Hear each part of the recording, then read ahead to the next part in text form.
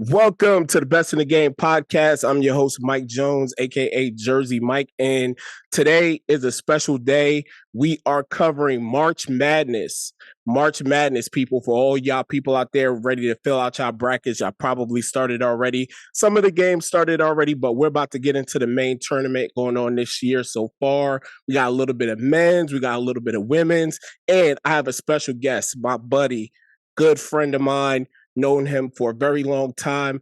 We got the host of the Bettor's Bucket podcast, Mountain West Mike, is here with us today. How you doing, buddy?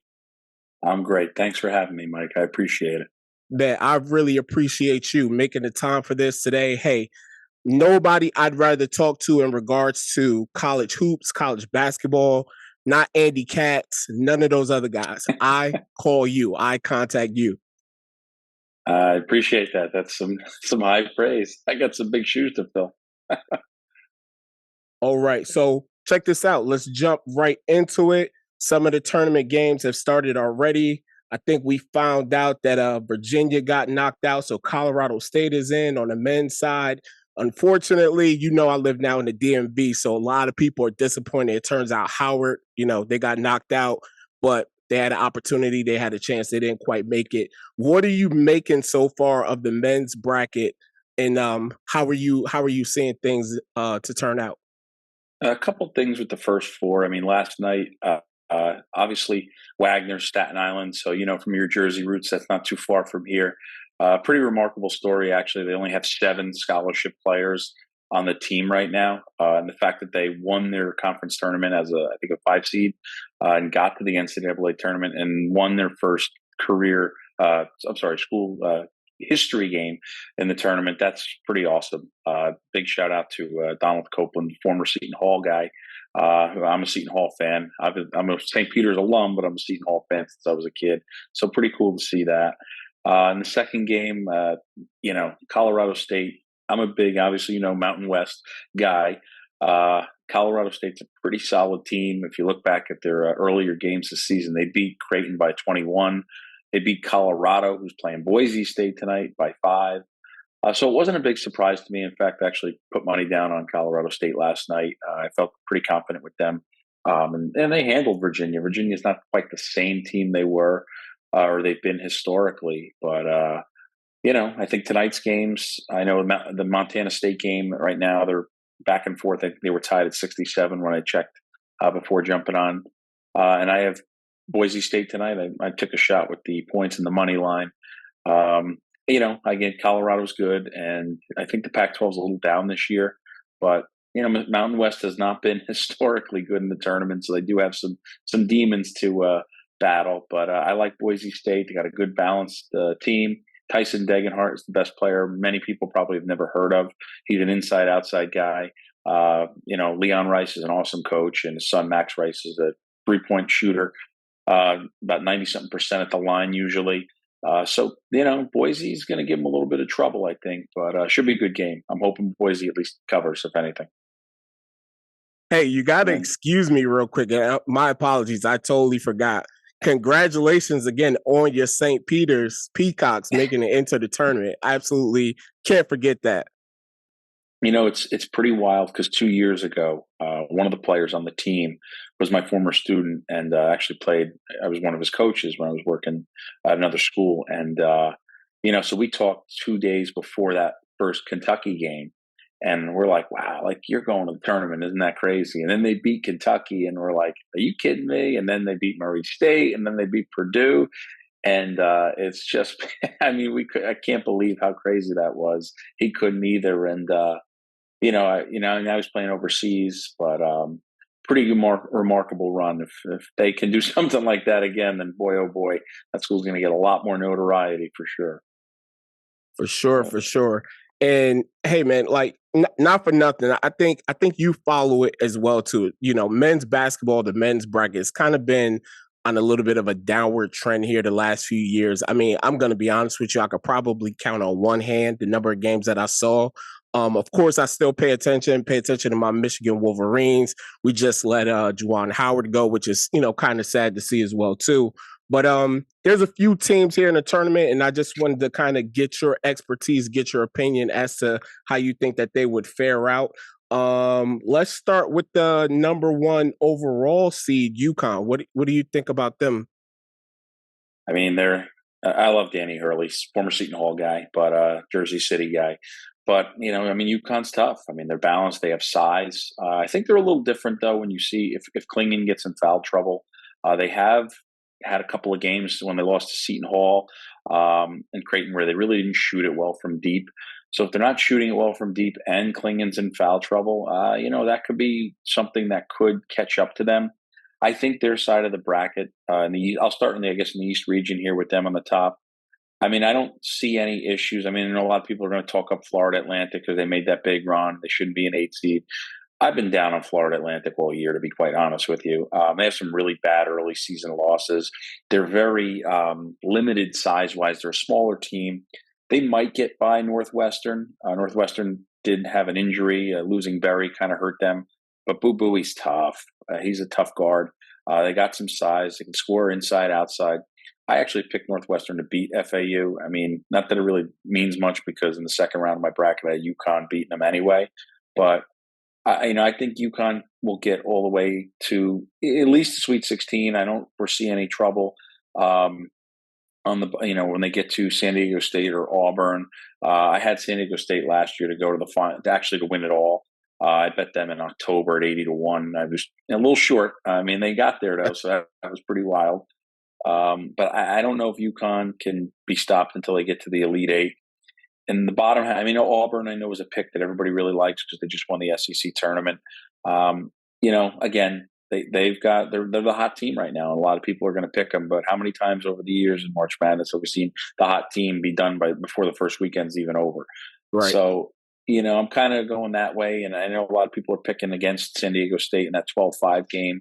A lot of people love 12s over 5, but the reality of it is 11s are the numbers to play. You look at the last, I think it was ESPN had a stat. I think it was like the last 14 tournaments or something like that since 2011. 11 seeds have gone to the Sweet 16, I believe, 14 times, and 12 have been there like twice. Or 3 times. I could pull up the stat actually, but it's something like 3 or 4 times the number. And then everybody picks 12s and thinks they're going to go far. But 11s are actually historically the more confident and safer pick. But so UConn, I got going to the Elite Eight. I think San Diego State will bow out. The bottom half of that bracket, I think BYU handles Duquesne. Even though Duquesne has had a nice little run to win the A-10 tournament. I really like Illinois the most in this bracket. They're a team that has NBA size. They're 6'6" or taller, all 5 starters. Terrence Shannon Jr., if you haven't seen him play, he's an NBA guy. He's a legit player. He was out for a little while when they had, he was going through suspension and stuff, but he came back and they've been a different team. They're really playing well. So they're actually my pick to come out of this bracket altogether and get to the Final Four.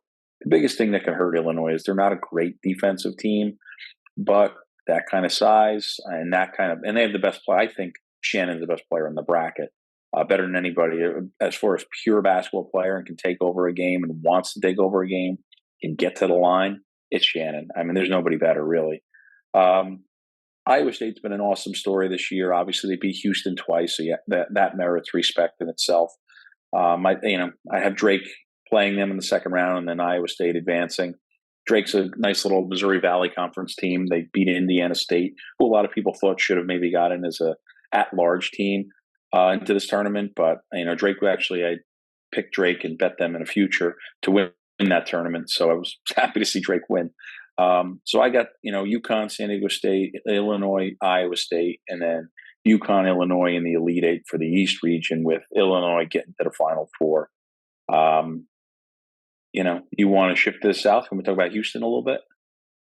Yeah, we'll shift to the South real quick, fast. Just between you and I, please don't tell anybody else. Michigan's not in the tournament, of course. So, I kind of like the idea of Illinois making their way to the Final Four, still representing the Big Ten, of course. So, what's going on? What you got in the South? I should give full disclosure. Illinois, I have 6 teams that I bet 8 teams before the year. Every season, I bet 8 teams. On the Better Buckets podcast, I gave out all 8 teams, and 6 of them have made the tournament. The 2 that did not were Memphis and Arkansas, but Illinois is one of them. I got them at 50-1 to win it all, so I'm holding on to that ticket. In the South region, I had bet Houston at 28-1 to win it all. Those odds are long gone. They're about 5 or 6-1 now. But I have Houston going all the way to coming out of this bracket. I did see, there are some questions with Houston. If they go into a lull offensively, what can they do? How are they going to score enough to win? But their defense is airtight. Their rebounding is ridiculous. They're always efficient.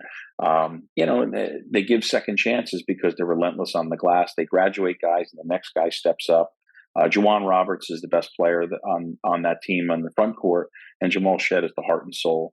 And with them adding L.J. Cryer this offseason from Baylor in the transfer portal, it's given them a legitimate bona fide three-point shooter. I mean, Cryer shot 41% last year from deep. And then, Emmanuel Sharp's a player who's developed more and more, coming off a broken leg a couple of years back. The only question with Houston is they've lost 3 bench players, which, for the season, which really has hurt their depth. But their top 5, their starters are in your face. They're gritty. They get after it. So if they can, and they have been a little banged up, and everybody's going to maybe sometimes make a big deal about the loss to Iowa State. Kelvin Sampson is a ridiculously good coach. Houston has handled think about it. They went from the American to winning the Big 12 in the very first year that they were in it. I mean, obviously they lost in the final of the tournament, but they won the regular season title fair and square. So I have them coming out. I think the top half of that South bracket is a little chaotic. I like Nebraska. Fred Hoiberg's an awesome story. I hope they win their first round game to get their first win in school history. Wisconsin is a popular upset to James Madison. I actually, though, went with Wisconsin. I stayed with the 5 seed there. Duke, not my favorite either, but I'd pick them to come out of there. Pretty chalky for the most part, although I do think if Boise State wins tonight, I have a feeling that they have a chance to beat Florida if they can get by Colorado tonight. Florida, obviously, losing their center the other day hurt them. Probably having a few days to regroup will definitely help them there. But I think if Boise wins tonight, they can get by Florida. If not, I'm going to go Florida there. And I kind of, have Houston, Wisconsin, Kentucky, Marquette. And then if with Kolek coming back from Marquette, that makes them a different team. So I had Houston and Marquette in the Elite 8 there, with Houston winning that South region. Anyone to go over anything in that South again, or any teams you want to talk about? Nah, man, you nailed it. What about the what am I going to say? Well, let's take a look now at the Midwest. Obviously, we know that Colorado got in. We're still waiting on the results here from Grambling and Montana State. But what do you got so far? Yeah, I mean, obviously the Colorado State win last night was awesome. So I'll start at the bottom, work my way up. I actually have Colorado State now beating Texas. Texas has been vulnerable this year. Wow. Yeah. I think they could beat Texas. Texas has, had ups and downs. They got talent, and everybody remembers Max Asmus from the big Oral Roberts upset a few years back, which I did pick, by the way, as 17.5-point underdogs. I remember that. But so I think if Colorado State can get the balance like they didn't play great last night. Colorado State, Virginia played poorly, but Colorado State did enough to win and still won by 25. They got it together.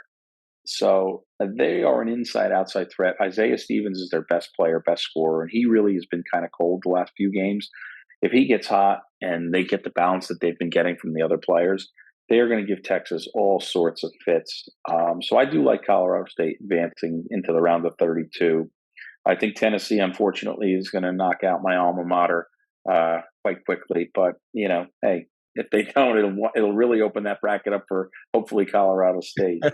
But, I have Creighton beating Akron, and I think Oregon has been banged up all season. They're getting healthy at the right time. They won the Pac-12 tournament. I think they're going to beat South Carolina as an 11 and set up the Oregon-Creighton game. I have Kansas narrowly getting by Stanford, obviously with McCullough, their best player, being out for the tournament. It does hurt them. Stanford is a run and gun, wants to shoot a million threes kind of team.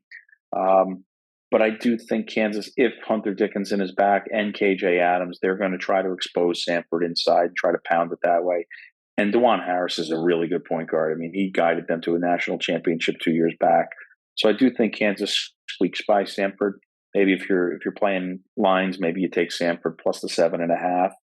The big upset play I am going with, and I did pick a 12 to beat the 5 here, is McNeese over Gonzaga.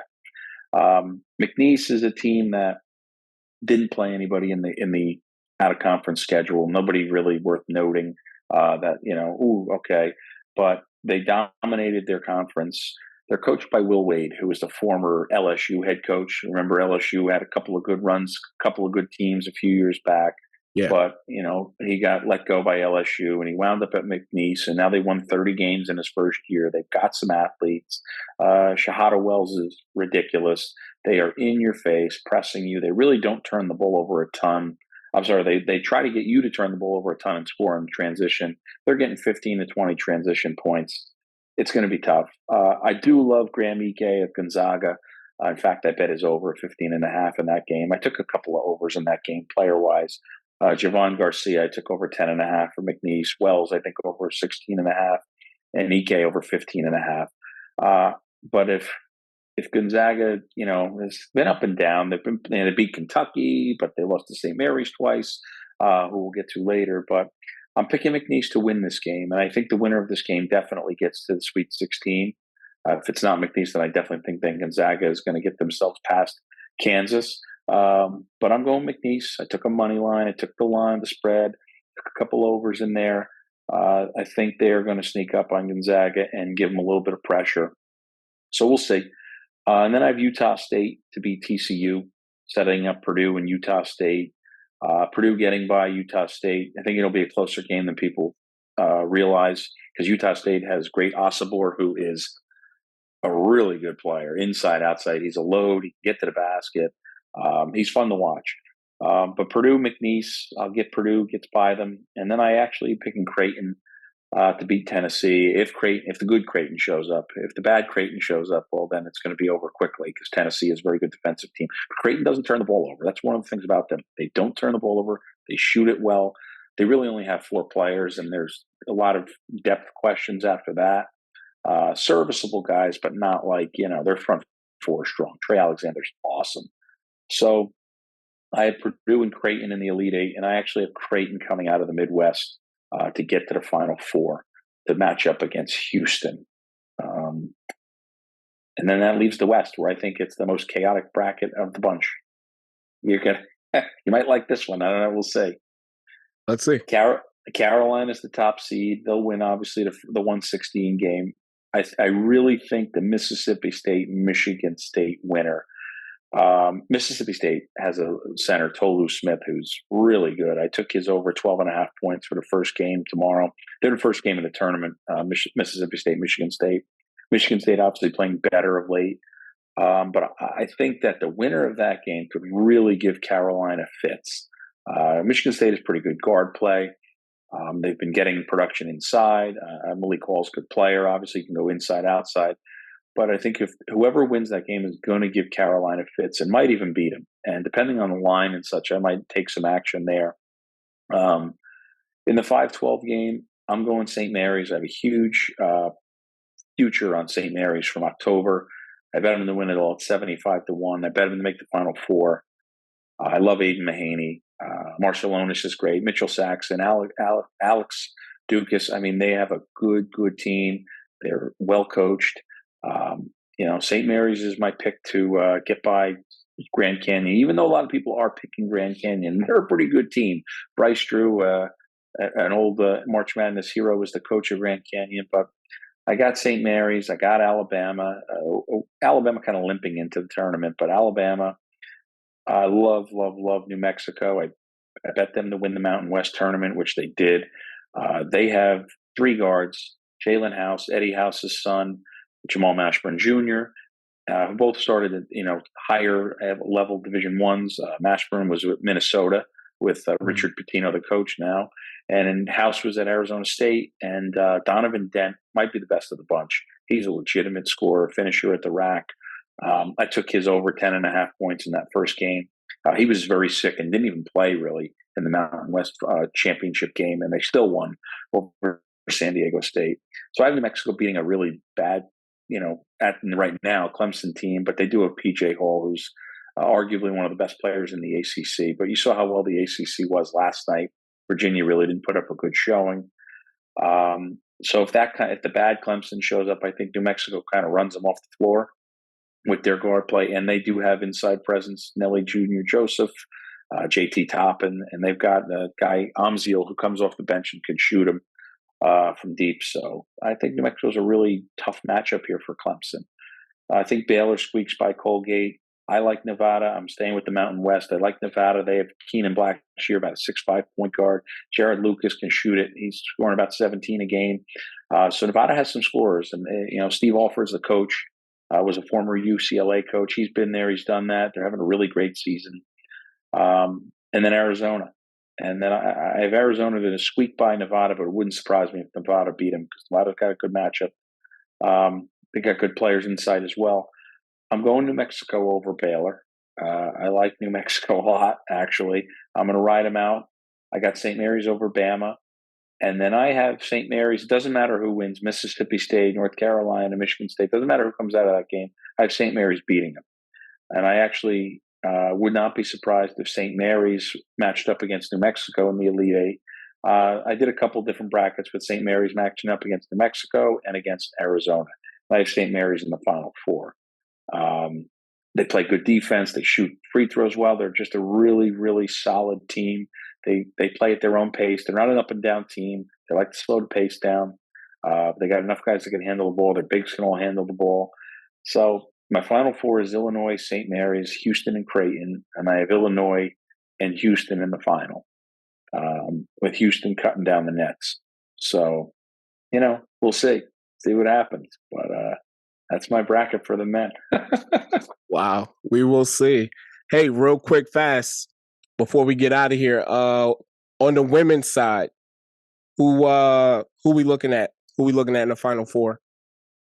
So a couple teams, I'll give you a couple lower seeds I think have a shot to come out. And, Nebraska is a 6 seed that I have getting the Elite Eight or Sweet 16. I kind of chalked out in the sense that maybe South Carolina and Notre Dame seem to run out of Region 1. South Carolina in the Final Four.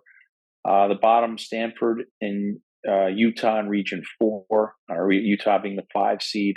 All right, Stanford making the Final Four. And I have Iowa, the Caitlin Clark Show, coming out of Region 2, beating LSU in that regional final. And then USC and Ohio State in the Elite Eight, with Ohio State, the 2 seed, getting to the Final Four. So it's a 2 1s and 2 2s with Iowa and South Carolina in the championship game. And I'm going to take Caitlin Clark. I mean, Caitlin Clark's money. What can I say? She's the best. But I know South Carolina is obviously an excellent team.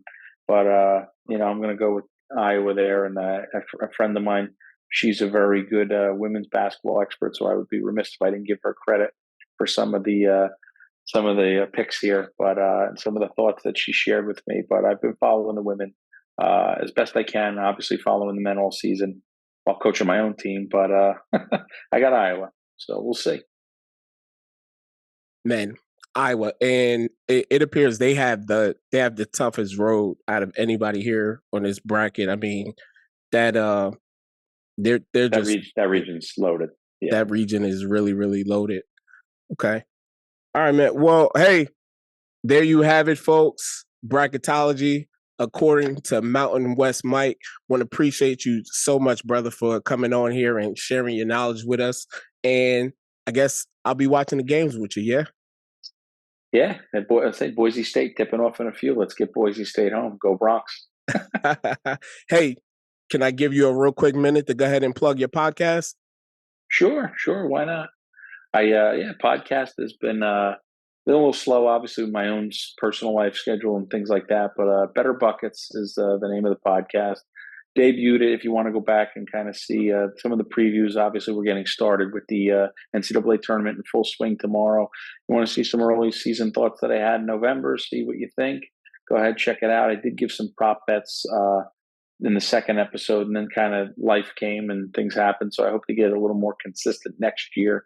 But if you're looking for some plays and some Sweet 16 bets and things like that, I will say this: if you want to go on like FanDuel and DraftKings and check your odds, for the gamblers out there, I picked McNeese to get to the Sweet 16. They were like 7-1 odds. I plugged St. Mary's. I think they were like plus 150 or 200. New Mexico plus 250. So those are worth a shot. Taking a shot in those games. And if you're looking for really, really good value to win it all, FanDuel's running a promo, 25% boost to the winner, regional winner or national championship winner. And Illinois at 35-1, which you can buy up to about 44-1, is worth a play. If you want the best player, it's Terrence Shannon Jr. Yeah, and if you buy up St. Mary's, I get him at 82-1. So we'll see. I mean, full disclosure, my 6 teams that I have futures on, I have San Diego State at 125-1, Illinois at 50-1, Houston at 28-1. Who's the other one here? Creighton at 30-1. New Mexico, I bet in Vegas last summer at 300-1, and St. Mary's at 75-1. So those are the 6 teams I'm kind of pulling for financially anyway. Oh man, listen, you gave me a lot. I think I need to go ahead and flip open my app and make a couple of picks myself. But appreciate you coming on, man. Really, really appreciate you making the time.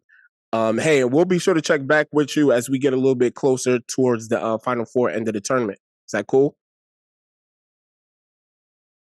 Sounds good, man. And again, anybody filling out a bracket, enjoy. It's the chaos of the tournament is the beauty of the tournament. So the picks we have don't always stick. Nobody picks a perfect bracket. So just enjoy the ride.